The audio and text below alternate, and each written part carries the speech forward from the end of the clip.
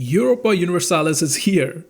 It's live and alive. After 12 plus years of EU4, we have the next installment of our favorite game. And what a great game it's turning out to be. Right off the bat, if you don't want to watch the whole video, EU5 is awesome and I've thoroughly enjoyed playing it so far. Thank you Paradox for the early access peek into EU5. So, is it actually an improvement on EU4?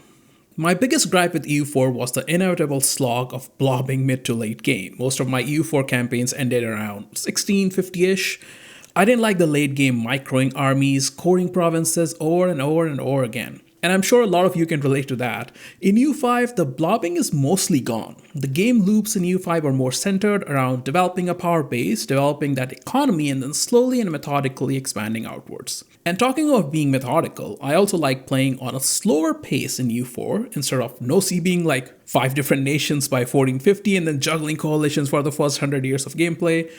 In EU5, that's almost never advisable. You're better off focusing internally, building infrastructure, and ensuring economic dominance in your area of the world before looking outwards. Don't worry, you'll have enough events and things going on in your game to keep you busy, at least in the old world. Economy in EU4 was dense. Surely we all tripped on some of the game mechanics of trade in EU4. There's a reason my EU4 beginner trade videos were popular. In EU5 that goes up by a notch and a half, not just because it's more convoluted, but more because trade feels more dynamic, in that a lot of trade good prices are continually affected by supply and demand in your trade node or market. The goods prices change enough that you want to ensure that you're not flooding the market with your high-end priced goods, or else there might be a big surplus of supply and the prices will tank, making less profit for you. On the other hand, you can also willingly tank the prices of goods if you want to, like say the price of wood or timber. You want to lower their price in your market as wood is used for buildings and you want to ensure buildings are cheaper to build. Yes, buildings require goods to construct and thus their construction prices also go up or down depending on the goods prices. Like I said, the whole economic system is wonderfully dynamic and you really feel the external market forces in game. The roleplay factor in the economy is out of this world. EU4, like other Paradox games from a decade ago, all have mana, or what we call the admin, diplo, and military points. Imaginary points we spend to make us stronger. You might like it or not, but one of the biggest complaints on the now discontinued game, Imperator Rome, was that imaginary mana was not a great game design. Well, in EU4 there's no mana anymore. There are still admin, diplo, and military points on your ruler, cabinet, generals, and admirals, but the game progression doesn't solely rely on accumulating these points. They are just another modifier that decrease the cost of other modifiers in our nation. I'll be honest, this does take a little bit getting used to. The game feels less video gamey and more of a simulation, which is exactly what I want. I like my complex strategy games to be complex simulation systems. Pops are another massive change in EU5. Since I mentioned Imperator and Rome earlier, pops were introduced in that game. The EU5 pop system works a lot better though. You have to constantly keep an eye on your pops' demands, what they need, and if there are enough pops to support your growing economy. Plus, when you do go to war, make sure you don't lose a ton of soldiers because some of them are just regular pops being recruited for levies, which means less people working in your economy.